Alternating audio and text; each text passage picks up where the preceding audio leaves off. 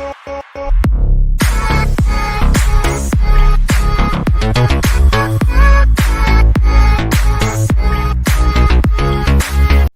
guys, and man, I nearly cried watching this episode. Like, finally getting to see my childhood come to life, which I basically mean because I became a Star Wars fan when I first watched the Clone Wars. Yeah, and Ahsoka was like my favorite character in that show, and basically is my favorite Jedi, overall my favorite Star Wars character.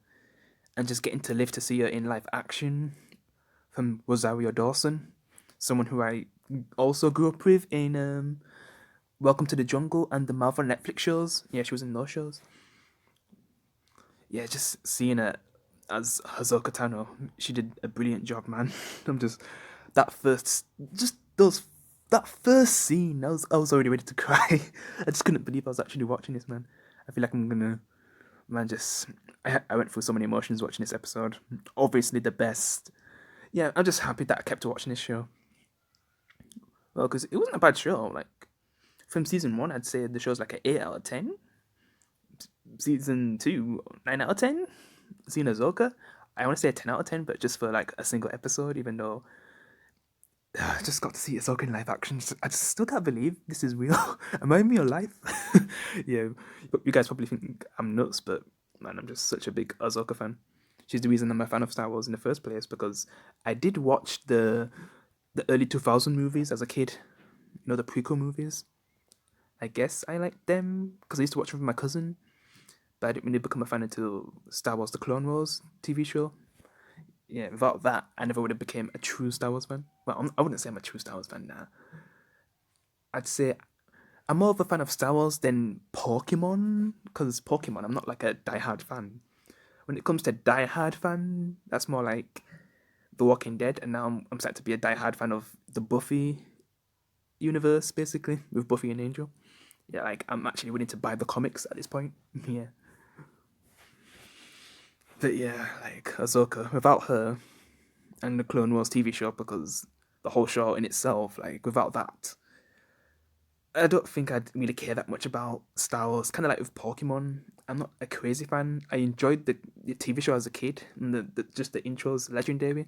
There's a few Pokemon that are just, you know, are just iconic. Other than that, like I did play some of the games, but I never got heavy into the games. Yeah. I have a follower Fater, like he's heavy into those games, so I'm probably gonna be shouting out Fater again anyway in my shout video, so yeah. And a few of you guys. But yeah, back to the episode, man. Like I said, I nearly cried watching this, man. That beginning, oh my god, just seeing Ahsoka in live action, being a badass just like she is in the animated show. Oh man, I wanted to cry, but not cry of sadness, obviously, like tears of joy. And there's nothing that's made me want to cry in tears of joy before. Not even the Marvel movies have brought me to that point where I wanted to, cry from tears of joy. Not even The Walking Dead. Like this episode nearly made me do that. Like I was so close as well. I just couldn't believe I was watching this. But I guess Ahsoka's looking for Thorn, which is trying to get information out of the villain of the episode. I kind of forgot her name, but she's not really relevant in my mind because I'm just so focused on Ahsoka. And oh my god, you wouldn't think that Ahsoka Tano would be the one to reveal Baby Groot's actual name, since she's able to communicate with wait, did I just say Baby Groot? I'm getting mixed up now. Oh, my mind's all over the place because yeah, I'm just shocked that I watched this episode. I'm like a fanboy right now. I got to see Ahsoka in live action. Lol. But yeah, Baby Yoda. She's able to communicate with Baby Yoda and actually find out his name, which, oh my god, Google is Baby Yoda's name. We actually found out Baby Yoda's name from Ahsoka. Thank you so much, Ahsoka. She also finds out stuff that's happened to him in the past as well, so he's definitely similar to the Mandalorian.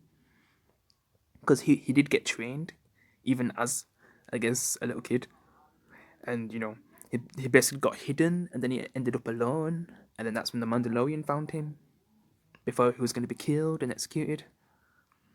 And now, like, we all know that he's formed a bond with Baby Yoda. Well, I'm trying to call him, Google, because not even the Mandalorians used to saying that name. But yeah, this is basically the woman on the top right is basically like enslaving people, and Ahsoka wants to like the do-gooder as Ahsoka is, she wants to take down this person and her army because innocent people are getting killed and tortured, and she actually gives them 1 day before she just goes in and takes them all out. I feel like Ahsoka obviously could have took all of them out because she beat Darth Maul, so I think she could handle this lady and her army definitely. So yeah. But then, the Mandalorian arrives, and the villain basically asks, the Mandalorian to take out Ahsoka, but I wonder if he knew that he didn't really have a chance to beat the Jedi, but he did get a great reward. Like, he basically would have got this thing that's made out of his armor. So it kind of shows how strong it really is.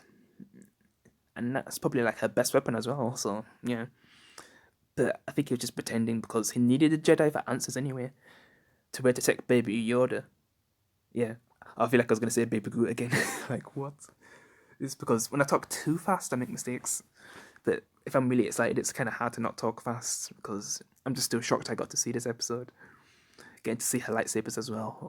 Oh yeah, her iconic lightsabers. Man. Seeing Ahsoka in action was amazing. I'm just still surprised I got to see it. Oh man. I just don't know if there's going to be a copyright problem when with my intro. So I might need to change that. We'll see. For now, I don't really care. I got to see Ahsoka in live action. Man, I'm just still surprised. Rosario Dawson did such a good job, man. She definitely felt like, oh my god, definitely felt like Ahsoka, but a more older and wiser one. Because in the Marvel Netflix shows, she's kind of like the Yoda of the group anyway. She's the one who tells the heroes the right things to do, even though it was kind of stick, but deep down we all knew it was Rosario Dawson's character in Defenders and the other shows. Yeah, she was the one to keep him in line and do the right thing, and that's why she was perfect to play as Ahsoka. Really, yeah. I just still can't believe it happened. They got the perfect actor, and I finally got Ahsoka. I just can't believe it. I can't stop saying it. But yeah, she's basically trying to train Yoda, and since it's kind of hard for her to do that, she then lets the Mandalorian try. But since they have like a relationship with each other, that isn't really gonna work because yeah, she definitely makes a lot of references to a lot of Star Wars characters. Like she references Anakin and how the Mandalorian and Baby Yoda's bond could go corrupted, kind of like Anakin and Obi-Wan. She even seen Baby Yoda and thinks of Yoda basically, the wise Jedi, the one that she looked up to. Wise he was. Yeah. Yeah, she definitely makes a lot of references. But yeah, she's looking for Fawn right now, so I wonder where that's gonna go. And some people already are saying like, if she got a Disney Plus spin-off, oh my god, I'd die. I'd die if that got announced. I'd die. My heart would stop. Hello, I'm just so hyped. But yeah, definitely a great episode.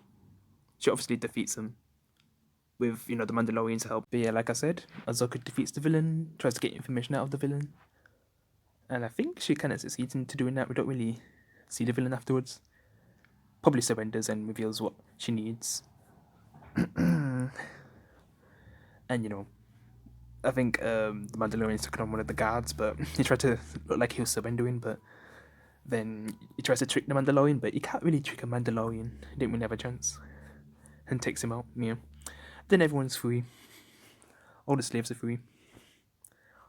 Yep, and the Mandalorian and Ahsoka win. And yeah, like, I guess Ahsoka tells the Mandalorian and Google, which is, I'm going to need to get used to calling Baby Yoda Google. Take him to, well, he basically travels on to the destination where he needs to get to, some mountain where he needs to train on. Because I guess the Mandalorian and Baby Yoda can't really train with each other. Otherwise, things could go wrong from, Ahsoka's experience. But yeah, man, I'd love to see a spin-off with Ahsoka. I actually hope it happens. But yeah, I guess that's the whole episode. I'm not gonna make it a crazy long review just because Ahsoka was in The Mandalorian. I'm just so happy that I got to see her in live action. But yeah, it was a great episode. Hope I get to see more from Ahsoka and this actress as Ahsoka Tano because she did a brilliant job. I'm more than I'm more than happy basically. I don't even know what to say.